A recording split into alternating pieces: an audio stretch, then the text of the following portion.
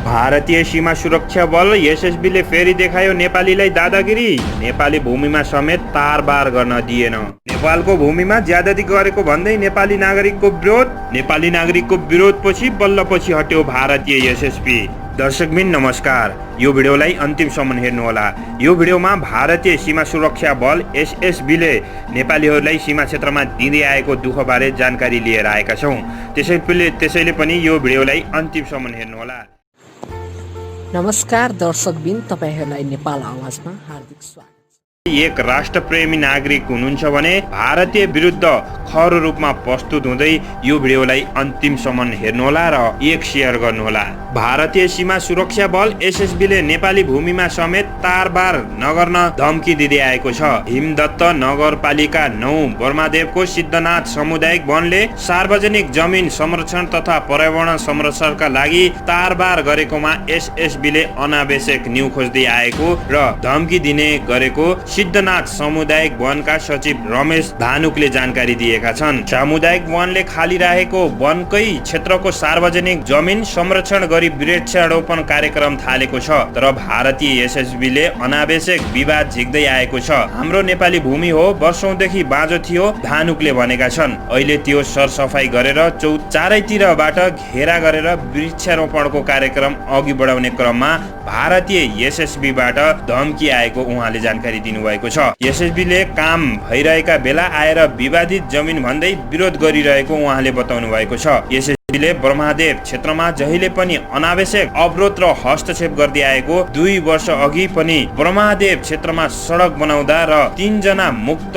हलिया परिवारले घर बनाउँदा समेत एसएसबीले अवरोध गरेको जानकारी दिएका छन्। आफ्नै भूमिको संरक्षण गर्दा पनि भारतीय पक्षबाट अवरोध भएपछि स्थानीयले भारतको विरोध गरेका छन् भने हिमदत्त नगरपालिका 9 का वडा अध्यक्ष रामनाथले पटक पटक भारतीय पक्षले ब्रह्मादेव स्थित नेपाली भूमिमा हस्तक्षेप गरेर अवरोध कार्य गर्दै आएको भन्दै सो कार्य निन्दनीय भएको बताउँदै आएका छन्। भारतीयले 10 गजमा धमाधम संरचना बनाउँछ उहाँले भन्नुभएको छ। हामीले आफ्नै भूमिमा संरचना बनाउँदा अनावश्यक विवाद गर्छ उहाँले भन्नुभयो। भारतीय पक्षको सो कार्य नेपालमाथिको ठाडो हस्तक्षेप पनि भएको उनले जानकारी दिएका छन्। कञ्चनपुरको सीमा सुरक्षाको जिम्मा पाएको सशस्त्र प्रहरी बलले बर्मादेवमा देखिएको समस्या समाधानका लागि पहल भइरहेको जानकारी दिएको छ। सशस्त्र प्रहरी बल 35 नम्बर गणका गणपति वीरबहादुर साहुले बर्मादेवको सामान्य समाधानका लागि भारतीय पक्षबाट सामान्य भइरहेको बताए पनि यसलाई महत्त्वपूर्ण भने दिएको छैन। दर्शकबिन, भारतीय ज्यादती विरुद्ध तपाईहरु खरो रूपमा उत्रिनुहोला र यो भिडियोलाई सक्दो शेयर गरेर 3 करोड नेपाली सामु पुर्याउनुहोला।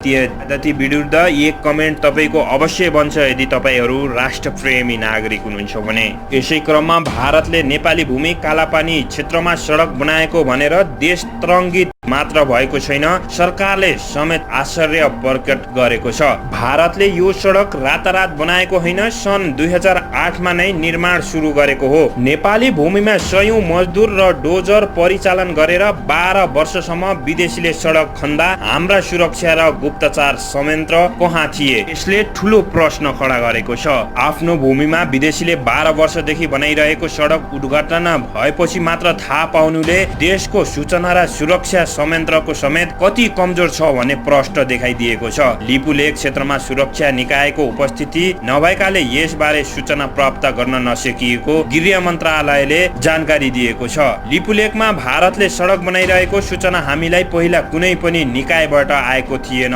गृह मन्त्रालयले जवाब दिएको छ। तर दार्चुलाका प्रमुख जिल्ला अधिकारी यदुनाथ पौडेलले भने सरकारलाई यो विषयमा वर्षौंदेखि जानकारी भएको बताएका छन्। सन् 1999 सालदेखि बनाएको कुरा यो कि भन्नु उनले प्रश्न गरेका छन्। हामीले बुझिराखेका थियौं, थाहा पाएका थियौं, हामीले दाबी सधैँ गरिराख्यौं, तर उसले कहिल्यै छोडेन, उनको भनाइ छ। नेपाली सेना र राष्ट्रिय अनुसन्धान विभागका उच्च अधिकारीहरूले भने लिपुलेखमा भारतले सडक बनाइरहेको बेला आफू आफूहरूले नियमित जानकारी गराउँदै आएको बताएका छन्। राष्ट्रिय अनुसन्धान विभागका एक अधिकारी भन्छन्, यो विषयमा सरकारलाई धेरै पटक प्रतिवेदन गएको छ। यति ठूलो विषयमा हामीले प्रतिवेदन नदिने कुरै हुँदैन। राष्ट्रिय अनुसन्धान विभागका पूर्व प्रमुख देवीराम शर्माले यसबारे विगतमा जानकारी थिएन भन्नु सरकारको लाचारी भएको बताउँदै आएका छन्। लिपुलेक हुँदै व्यापार गर्न सन् 1915मै भारतले चीनको बेजिङमा सहमति गरेको थियो। व्यापार गर्ने भनेको सडक पनि बनाउने हो।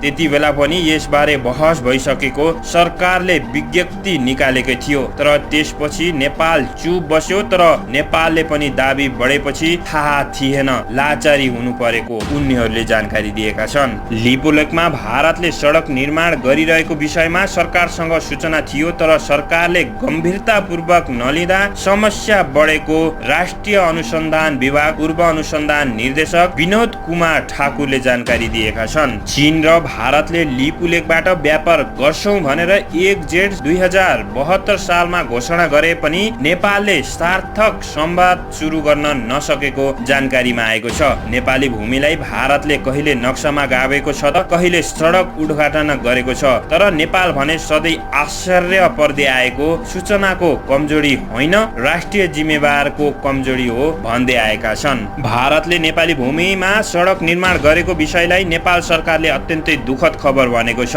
भारतको यो कदमलाई दुई देश बीचको समझदारीको विपरीत रहेको नेपालले ठहर गरेको छ। भारतका रक्षा मन्त्री राजनाथ सिंहले उत्तराखण्डको पिथौरागढदेखि नेपाली भूमि लिपुलेक जोड्ने सीमा सडक उद्घाटन गरेको भोलिपल्ट नेपाली राष्ट्र मन्त्रालयले महाकाली पूर्वका लिम्पुवाधुरा कालापानी लिपुलेक नेपाली भूमि रहेको स्पष्ट पारेको छ भने सन् 1816 को सुगौली सन्धि अनुसार लिम्पुवाधुरा कालापानी र लिपुलेक लगायतका काली नदी पूर्वका भूभागहरू नेपालका हुन् भन्नेमा नेपाल सरकारले पटक पटक स्पष्ट पार्दै आएकोमा पनि भारतले भने यसलाई आलटाल गर्दै आएको छ र भारतीय दादागिरी देखाउँदै आएको छ।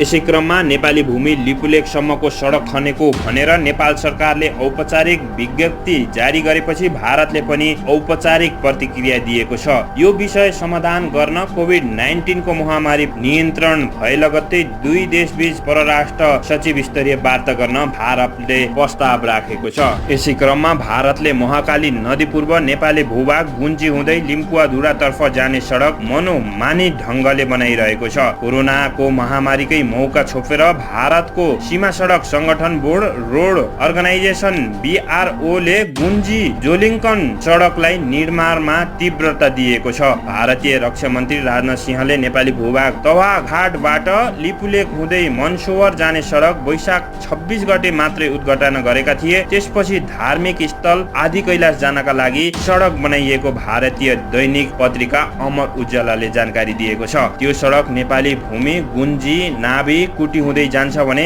34 किलोमिटर ट्र्याक खोल्ने काम सकिएको समाचारले उल्लेख गरेको छ। BRO ले तावा घाटबाट लिपुलेक सडक लिङ्क गरेपछि गुन्जीबाट जोलिङ्कन सम्मको ट्र्याक खोल्ने कटिङको काम पूरा गरेको छ। 34 किलोमिटर लामो सडक अब पुल बन्न मात्र बाँकी छ। पुल बनेसँगै आदि कैलाश पहुँच सहज हुनेछ।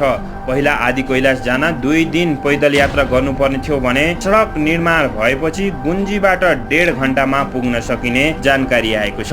जोलिङ्कनबाट लिम्पुवाधुरा करिब 15 किलोमिटर उत्तर पश्चिममा पर्छ भने चीनको लिम्पुवाधुरा नजिकसम्म सडक बनाइसकेको छ।